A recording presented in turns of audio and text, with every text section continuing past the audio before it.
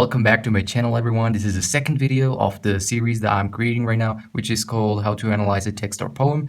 And this is a very exciting video because in here we're actually going to analyze a poem. This is the Sonnet 55 by William Shakespeare, and I'm really excited to analyze it with you to help you out if you ever need to analyze a poem. So here we go. So first things first, we're going to read the poem for the first time. You don't need to analyze it, so you can just sit back and enjoy it. Okay, I'm just going to read it. Not marble, nor the gilded monuments of princes shall outlive this powerful rhyme, but you shall shine more bright in its contents than unswept stone besmeared with sluggish time. When wasteful war shall statues overturn, and broils root out the work of masonry. Nor Mars his sword, nor war's quick fire shall burn the living record of your memory. Gainst death and all oblivious enmity shall you pace forth, your praise shall still find room even in the eyes of all posterity that wear this world out to the ending doom. So, till the judgment that yourself arise, you live in this, and dwell in lovers' eyes. Okay, pretty cool. So, now that we've finished our first reading, we should be able to know what type of document this is.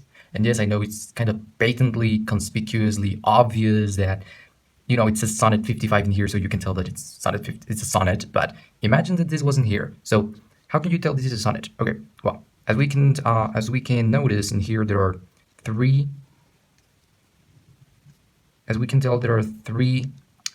quartans,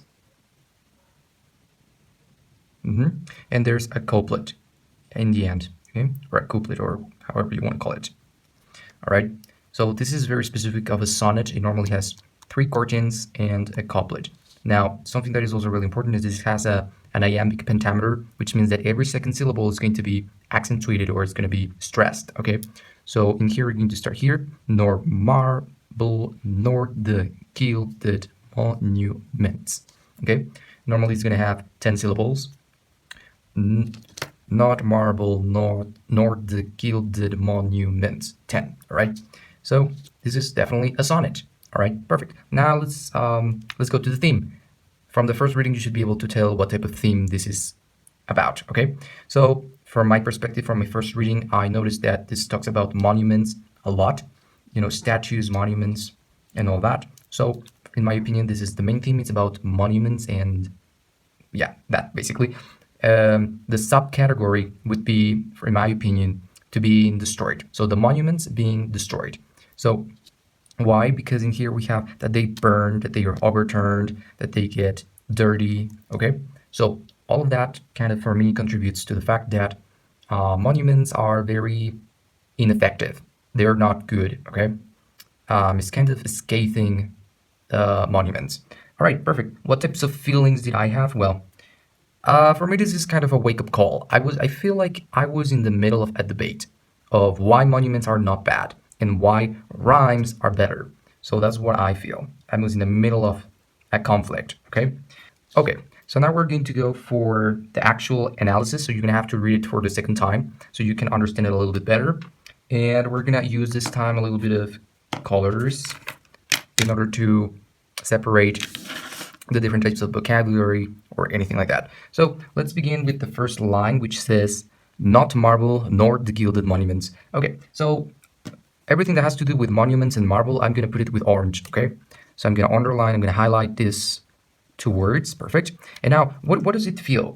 So the first two lines, nor marble nor the gilded monuments of princes shall outlive this powerful rhyme.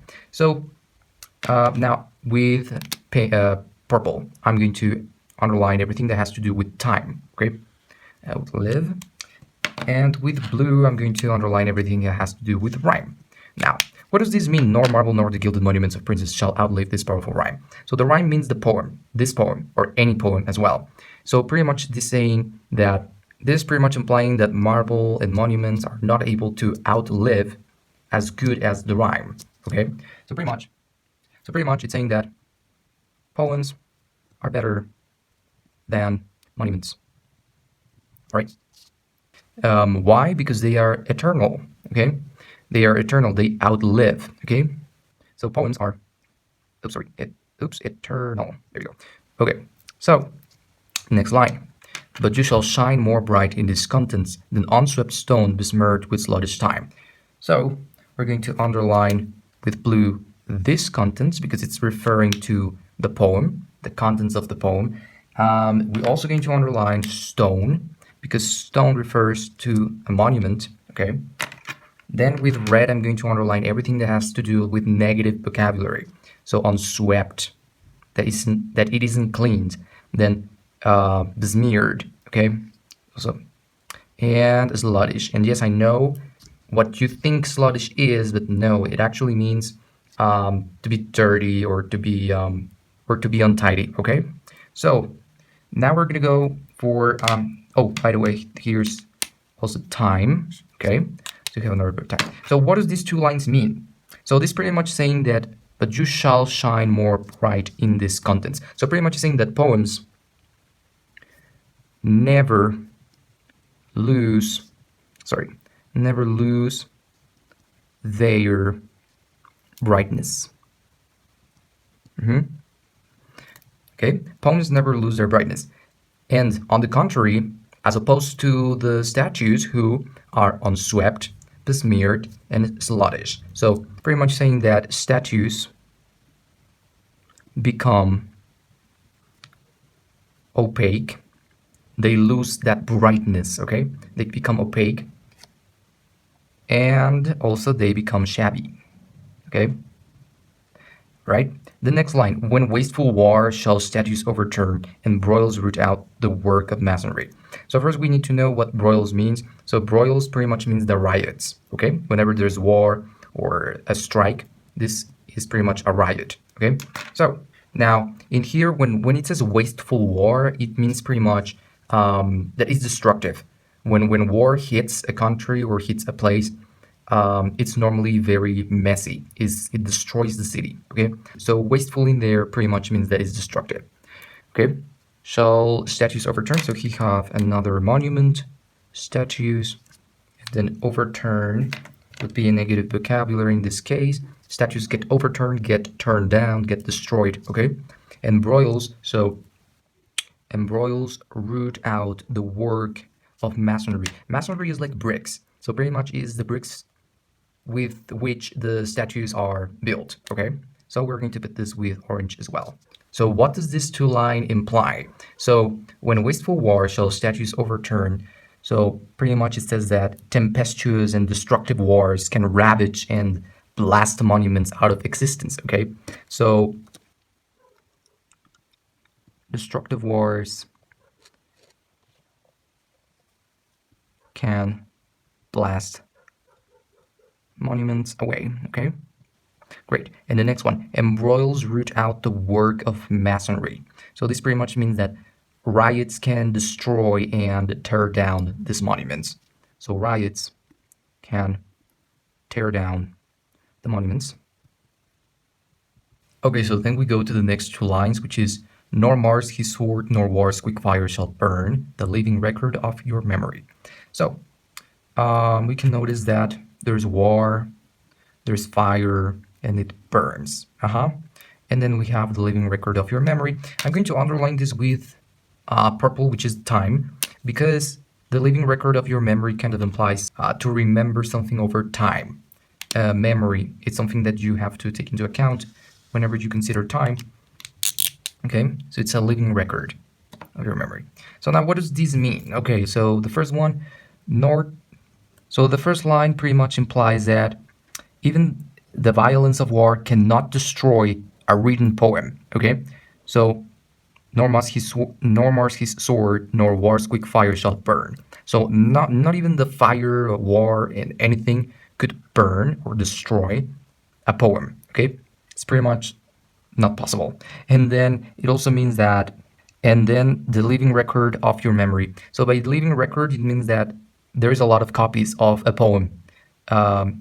It's been printed many times and there's many copies. So even if one of the copies gets burned, there's still another copies. So it will keep living, okay? It's not gonna die, it's not gonna burn, it's gonna keep alive in our memories, okay? So pretty much it's saying that poems cannot be destroyed. Okay,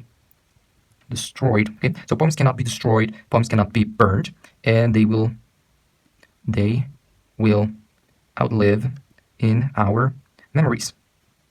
Okay? And then it says against death. So against pretty much against death and all oblivious enmity shall you pace forth, your praise shall still find room. So pretty much I'm going to underline just something here, which is death. It has to do with time because the death is the end of our time. Okay, so it's the moment when you die, and then all oblivious enmity. So I'm going to put this with the time as well, because forgetting something, it's sort of what we're looking for. Outliving. If something outlives, it means that it's not forgotten, and here it's forgotten. So it has kind of a link. Okay. Anyways, so pretty much this is saying that a poem will never be forgotten even if the person dies, because other people will read that poem and it means that it will never die. So a poem is able to resist death and all oblivious enmity. So pretty much all the strifes of war or historical events. Okay. So yeah, pretty much we can say that poems are remembered after death. Okay, and then it says in the next line, shall you pace forth, your praise shall still find room. So this is pretty much saying like, will you remain alive if you were written on paper? It's like a question, shall you pace forth, shall you still be alive? Will someone or somebody survive if written on paper? And then the next one says, even in the eyes of all posterity, that wear this world out to the ending doom. This is really important because the ending doom is pretty much death. Is the time when we die, is the time when everything goes, okay? Is the like apocalypse or something, so everything's over. And I'm also going to underline posterity because posterity means the future generations. And so pretty much it's implying that. So pretty much in this line, even in the eyes of all posterity, so posterity, future generations. So this poem will be remembered by future generations, okay? Poem will be remembered by future generations. Okay. And the next line, that wears this world out to the ending doom. So pretty much that the poem will live until the world is over. Until apocalypse, until the world is over, until the ending doom. Why? Because a poem will have years and years and years, and it can go through a war, it can go through anything, but it will never, never, never be forgotten. And the next two lines, so till the judgment that yourself arise, you live in this and dwell in lovers' eyes. Okay, so this is a really important line where I'm going to underline judgment with the time, and I'm going to underline live, and I'm going to underline dwell. Okay, now judgment, what does it mean in here? Well, judgment pretty much is when God decides pretty much if you go to hell or you go to heaven, depending on how you behaved and stuff like that. So pretty much judgment means that you are dying and someone's going to decide if you go to hell or to heaven. So it means death. In long and short, it means death. So till your death or when you die, you live in this and dwell in lovers' eyes. So pretty much it means that you will live in the minds who read you, okay? All right, now something also really important. I'm going to underline this with blue because by this, it's referring to the poem that we're reading right now. This poem is this. You live in this poem, okay? And dwell, so to live as well. Now, when it says lover's eyes, who's the lover? Who are we? What are we talking about here? Who is the lover, or who are the lovers? Well, pretty much. Well, in my opinion, this means the future generations or the family relatives that will read this poem. Okay, so the people who read and love this poem are considered the lover's eyes. So pretty much, I am one of them. You are one of them. We're one of them. So this is pretty much the future generations who read it. Oh, and I also forgot to tell you that Mars in here doesn't mean the planet. It actually means the god of war. Okay, so pretty much the sword of the god of war. Okay, nor the war, quick fire. Okay, so just to make clear. Okay, anyways, so now let's move on to asking ourselves the questions that I gave you the last video. Okay, so first of all, we want to sum it up really quick. So in a few words, okay, so in a few words, I would say that this is all about monuments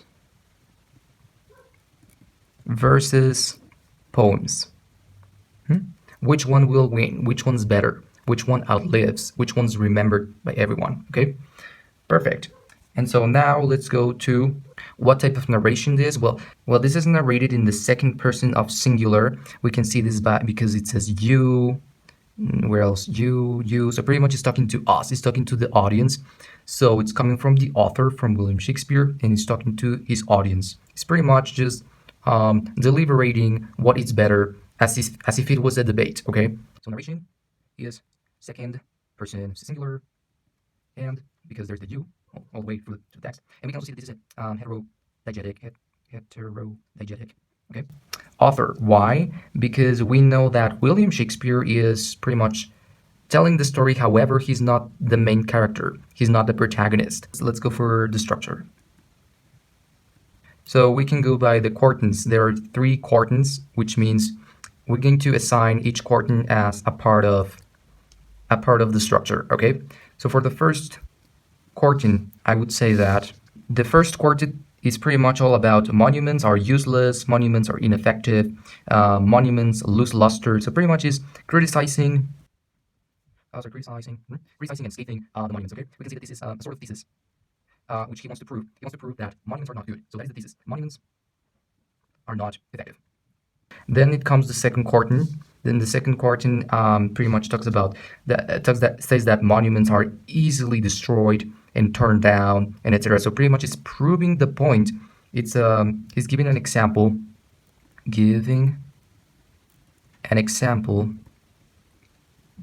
of his thesis. So he's giving some sort of proof. Okay, he's explaining why.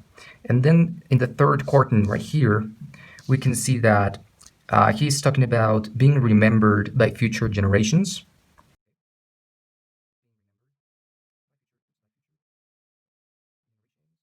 Okay, and then in the last 2 lines, which is the couplet, it talks about it's pretty much saying that this poem itself is a case in point that poems transcend monuments or outmatch monuments that are way much better than monuments. Okay, so pretty much this is the fourth.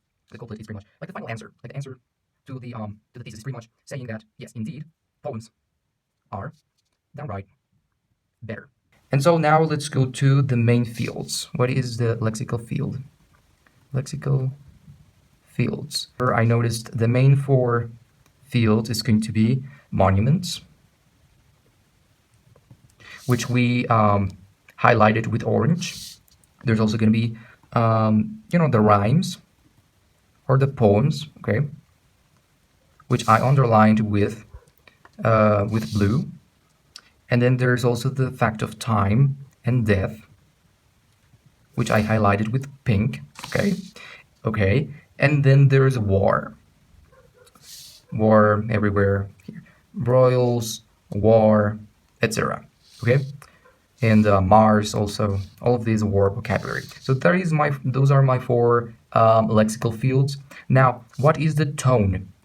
We can notice the type of tone by looking at the words around our lexical field. So, for example, we can see that my first lexical field is monuments. Whenever I see everything that it's highlighted with orange, what can I notice from the words around it? So I can notice that marble and monuments are surrounded by very negative, by negatives. So not, nor, gilded monuments. So negative vocabulary. Again, there's a monument and it's surrounded by negative adjectives. It's always unswept, is besmirched, is sluttish, okay? So all of that is negative. And then statues are overturned. So again, it's pretty much downgrading, it's denigrating, it's talking really bad about monuments. So the tone, when he talks about monuments, the tone is very negative. Now let's go to the next lexical field, the rhymes and poems. From what can we see, what type of adjectives do we have around this sort of lexical field? So rhyme, ooh, nice, it's powerful, it's good. These contents are bright and they shine, Okay, so very powerful shine, like it's pure, it's bright, it's positive. Okay, so we can see that poems are depicted in a very positive way. Okay, then we also have the vocabulary of time and death, which is really important because if we notice the type of words that he uses for the vocabulary, the lexical field of time and death, it's pretty strong. Death is strong. Oblivious enmity, as if it was an enemy, you know? And then you have the ending doom. So, like, pretty much is, in my opinion, this the tone that he has towards time is that he's worried. He's worried that the judgment, the final moment, the ending doom will arrive. So to me, he's a little frazzled to the fact that he fears dying and being forgotten. So he implies some sort of desperation. He's a little bit concerned about dying and not being remembered. Time that pretty much implies that he fears that one day he will die and he will be forgotten. It implies some sort of desperation of wanting to outlive, okay? He wants to outlive. He wants to, even after his death, he wants to live. He wants to be remembered. And that is the main point of this poem. Did it work? Yes, because here we are reading it. So pretty much it means that William Shakespeare actually achieved what he wanted, to be remembered. And we are doing it right now. We are reading his piece of art, which is pretty good. And anyway, so you can see this is an analysis. This is what you should be able to do if you ever have an exam about analyzing a text or something, then you can watch this video and everything. So I really hope you like this video and you find it helpful and useful. And hopefully, I really hope that you pass all your exams. And if you're doing it for enjoyment, then good for you. And okay, so that was it for today. I really hope you enjoyed it. And yeah, cool. Have a wonderful day, everyone. And see you next time.